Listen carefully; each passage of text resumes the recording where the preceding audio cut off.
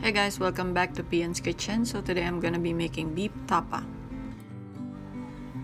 Thinly slice the beef like so.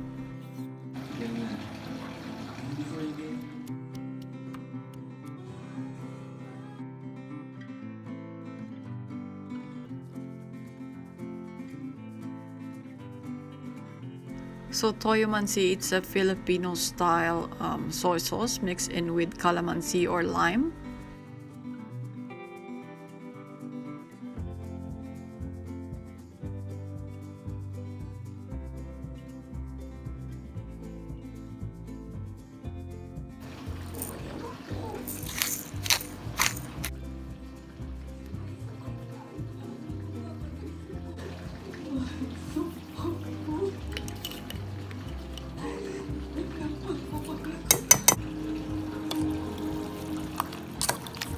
If you don't have time, you can marinate it for an hour.